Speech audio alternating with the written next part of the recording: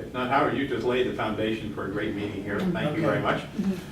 Thank I you, wish I could say Howard. we planned this, we Everything didn't. you do. Captain Gleason.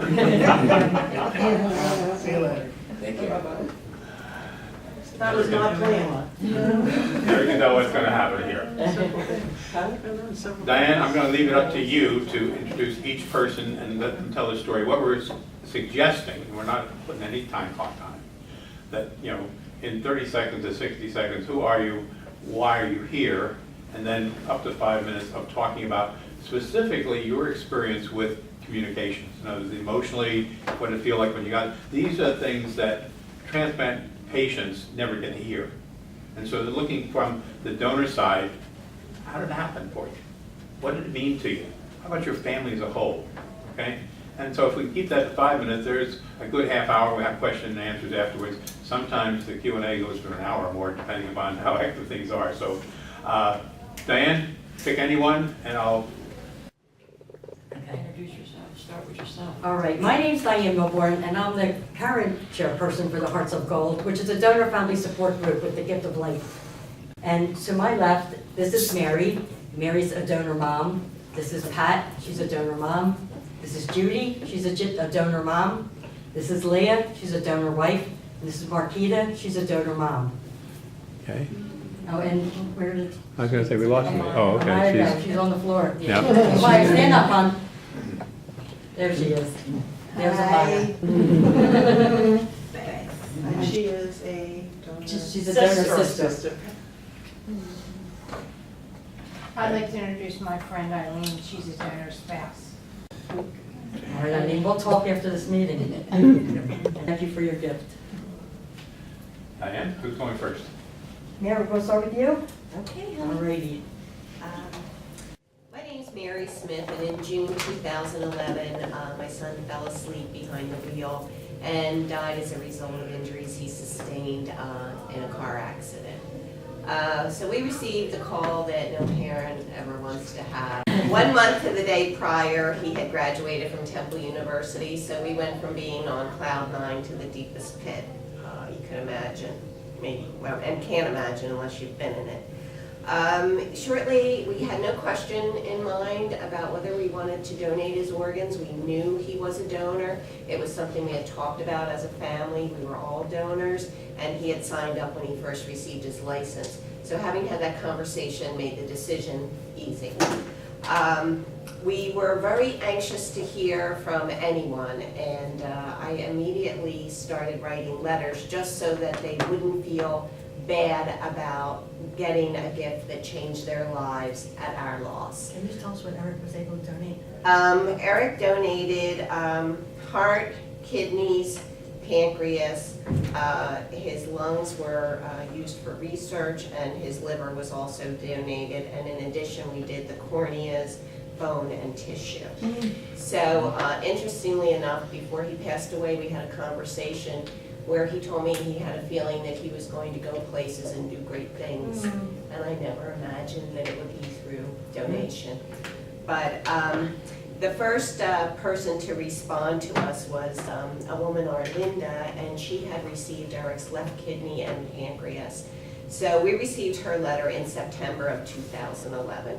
And, you know, I have to tell you, the letter was just gold to us, because it gave us, it acknowledged that what we gave of our son was greatly appreciated and life-changing. So this letter not only made my family feel better, but I shared it with Eric's friends and also his professors at Temple, because they were all involved in his life, and to let them see what a difference organ donation can make in someone's life. We were able to meet Arlinda, and she and I have become friends for many years now, and in fact I just called her on my way down here tonight. So we continued to correspond and then did eventually meet. In January of 2012, I received a letter from a man named Ike, and he received Eric's left or right kidney. And I'll just read you his first paragraph because it was really touching. It said, "Dear family, I address you as such because the gift you gave me has connected us in a very special way, and I truly thank you for that gift. He always referred to us as family when he called, and we also were very fortunate to meet him too, and really enjoyed his personality. The other person that we received a letter from, it came the following year, but it came right around Mother's Day, so it was really special to me, and it was from the young man that received Eric's heart. He was 27 years old. He said, because of the transplant, I have been able to see my daughter born. This transplant changed my life in so many ways I can't even begin to tell you. I am so grateful to your family. Words cannot express my gratitude.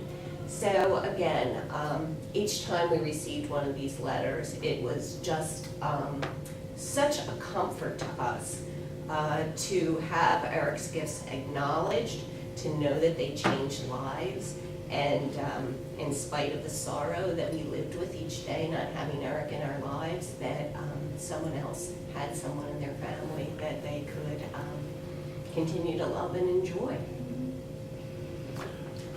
Not going to add any words to that. Diane? All right, next we're going to hear from Pat. My name is Pat. My 18-year-old son, Chris, in March of '99, was spending the night with his best friend and a couple other friends and was accidentally shot.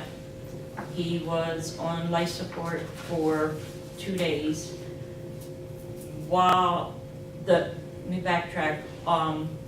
This happened on an early Thursday morning, but what happened was that Monday we were talking, and he had just gotten a new job. He was getting his first paycheck on Friday, and he came to me and said, how do I get that organ donor thing put on my license that you have? And I said, well, when we go Friday, you just tell them and they'll put it on there for you. He said, because that's what I want to do.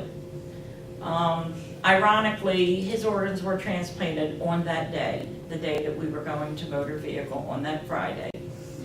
But I had actually, when you're in the hospital and your child's on life support, and even though the doctor says there's no hope, there's only a very small percentage of brain activity, it's only a matter of time, you just don't want to believe it, you see a finger twitch and it's like, the doctor's wrong. I was fortunate to have my older sister, who is a nurse, with me. She actually went into the room with me and the doctor, and where he showed us x-rays and everything, and she kind of made me understand that it was just a matter of time. So I myself actually asked then about organ donation. I didn't even wait for anyone to approach me because I knew that's what he wanted. And the one thing I experienced there, I think, was that the transplant coordinator at Christiana Hospital in Delaware was awesome. She took us into her room, the whole family was there, and she explained about organ donation, and she said, you can pick one thing if you just want to donate his heart, or you tell us what you want, what he would have wanted, whatever. And basically, I said whatever can be taken, his organs, bone, tissue, corneas, whatever can be used.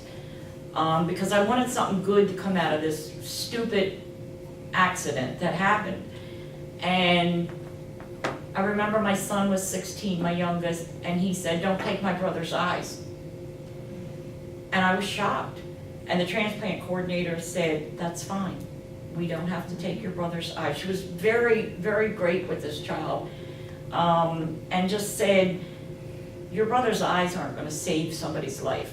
They'll make somebody's life better, but they won't save. But these other things that you're donating will save someone's life. He still has a hard time. It's been 18 years. But a year after, I received a letter from Gift of Life saying, like a 61-year-old man received Chris's heart, and on about the different ones that received his organs. And it was a little before a year of the anniversary, and I received a letter in the mail from a lady named Virginia, and she was the lung transplant lady, the lady that received his lungs. And it was crazy because she said there was 2 letters in there, and the first cover letter on it said, I wrote this letter 2 days after my transplant in the hospital, while I was still on drugs. And I was very emotional, but I wanted to get out what I had to say. And it was, when I read it, I cried, but it was just so comforting. It felt like that was the beginning of my heart starting to heal. A week before Mother's Day of the following year in 2000, I was at work and I received a call from Eileen Glass, who worked here, and she said, "Are you sitting down?" And I said, "Yeah, I'm at work." She said, "I have a manila envelope here that just came in the mail yesterday from your son's liver recipient. It seems that she was going to her hospital for checkups and taking cards and letters and this Christmas card, pictures of, and they never forwarded it to us." And so somebody there, and I'm not mentioning hospitals, but somebody there evidently was off work, and somebody that filled in saw all this stuff in a folder, put it in an envelope and sent it to us. So I'm going to send it to you. So that was from his liver recipient. I got just a whole envelope full of like 7 or 8 cards and letters and pictures and things, which was just fabulous. And each letter, each card I got just kind of felt like it was starting to close that hole in my heart just a tiny, tiny little bit. Since then, that was Nilsa, and since then we have met, we have become friends. She has 2 grandchildren who my husband and I are godparents for. And just hearing from, and I've also been able to meet the heart recipient, which was bittersweet, but it was all good because just hearing from these people and knowing that there was nothing I could do to save my son, but he was able to save these people, give them, either save their life or give them a better life, and to hear from them what they're doing. My daughter has graduated. I got to walk my daughter down the aisle, just all those simple things that everybody takes for granted, and that I thought, I'm never going to see my son get married, and I'm never going to see him have children, my grandchildren. But it's almost like I'm able to live that through these people's letters. And one letter I got from the kidney and pancreas recipient was about 1.5 years after the transplant. I was really excited to get that. I wrote back, never heard nothing. And it's been 18 years, and I'm okay with that. I just contact Laura here and say, like every once a year, I'll send out a card, say, hope you're doing okay, I'm thinking about you. And if they don't want to write again, that's fine.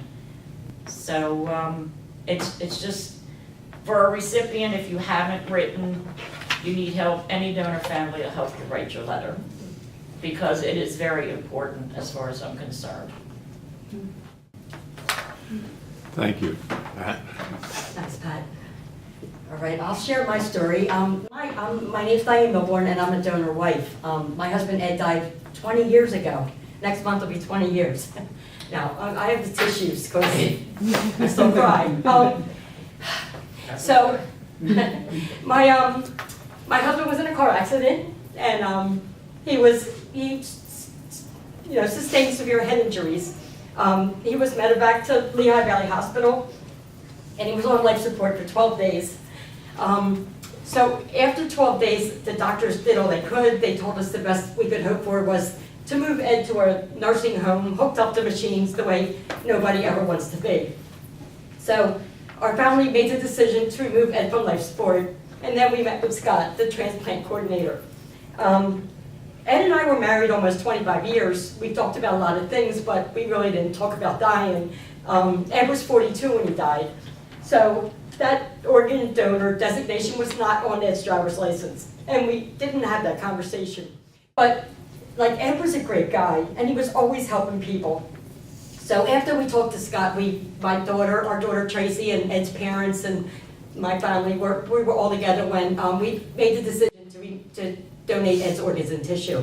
Ed was able to donate his 2 kidneys and his liver, and he saved 3 people's lives from Pennsylvania. And he was also able to donate tissue, Like Howard said, saving hundreds of people. So that is the thing that brought something good out of something really, really bad.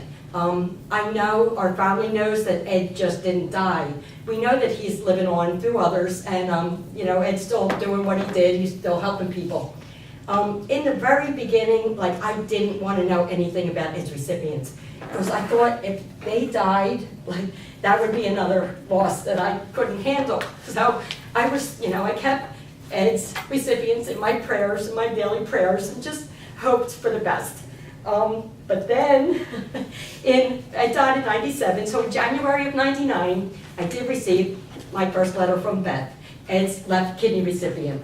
And it's this little 2-paragraph letter that really, really brought our family joy. Because now I knew, I had proof that Ed was definitely living on, that he impacted not only Beth, but Beth's family.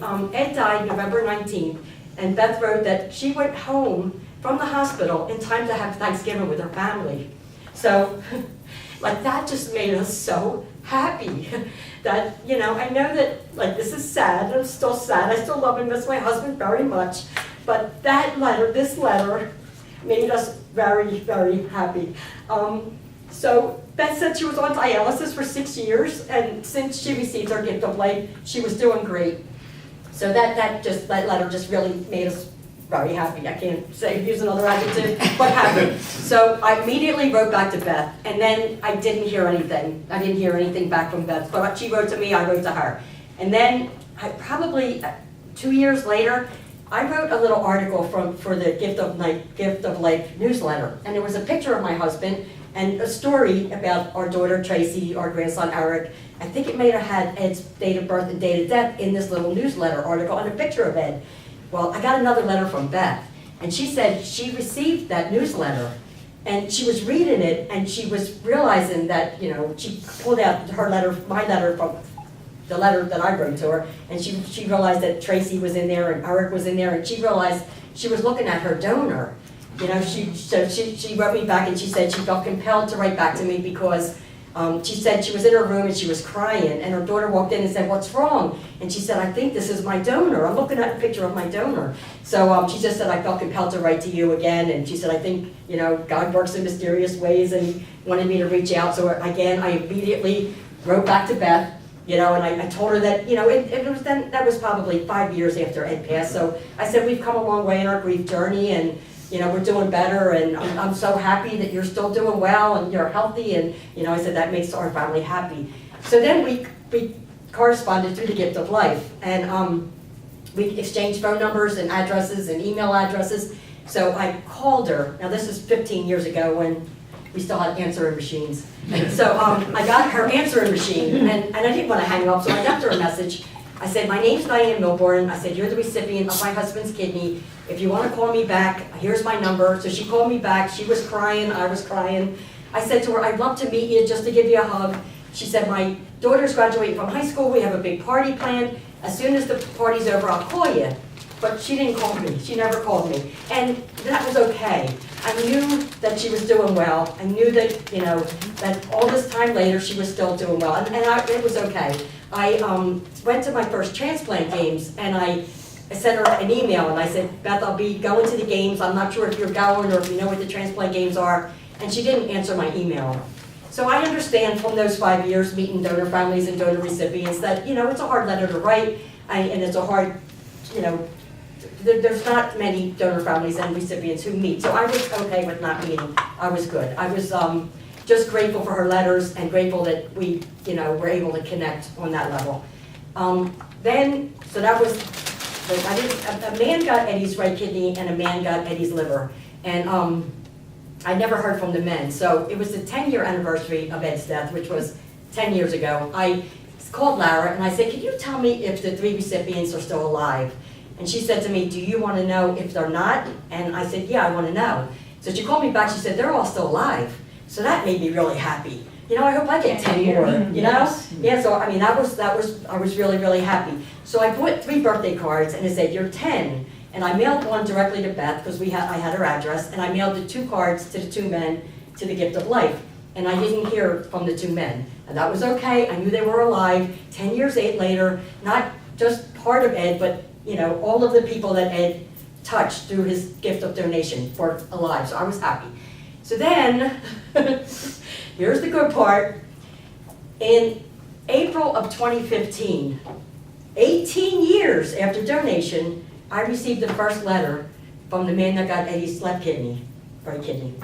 So his name was Dave, and because when I mailed the birthday cards, I wrote a little bit, I told them about Ed, and I told him about Tracy, and I told him about my grandchildren, and so I just, and I said to him, I pray for your continued good health, I hope you're doing well, but then I didn't hear anything more until like April of 2015. Dave sent me a letter, and it said, to my donor family, and it said, I apologize for the lateness of this letter, but I want you to know that my health is perfect. Perfect. 18 years after donation, not good, perfect.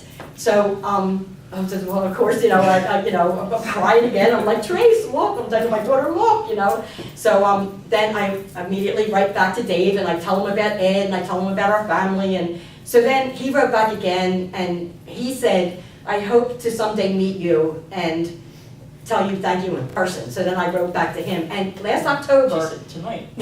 last October, for the first time, our family was able to meet Dave's family, and that was, talk about just such comfort, to physically give him a hug. And I met Dave's mom and Dave's wife, and Dave has a son and a daughter and 2 grandsons. And Dave just said every day that he lives his life, in just trying to be the best he could be in memory of Eddie. So I want recipients to know again that it is important to write the letter. And I know it's a hard letter to write. And I know that, I know the way I was raised is you get a gift, you send a thank you card. I know, I understand. It's a hard letter to write. And I know what we want to say is that it was a gift. My husband didn't die to give you a kidney or a liver. My husband died. That's sad, tragic, and heartbreaking. The only good thing that came out of his death was he helped people live. And that makes me happy. That doesn't make me sad. So if you think you're going to make us sad by sending a letter, you're not making, well, I can only speak for myself. You're not making me sad, you're making me happy. Because we know that part of our loved one is living on. And if, I want you to know too, that, because I went to Jim's speaker training, he always said, make sure you have a message. My message is, it's never too late to write. I got my first letter from Dave 18 years after donation. And that letter just meant the world to me because I knew that for 18 years, he's taking care of Ed's gift, and he has a family, and he has grandsons, and none of those people would have him in his life if it wasn't for Ed's gift. So I'm just thank you for this opportunity to let me share my story. Awesome. All right, Judy. I'm Judy, and Loud. Louder. I'm Judy, and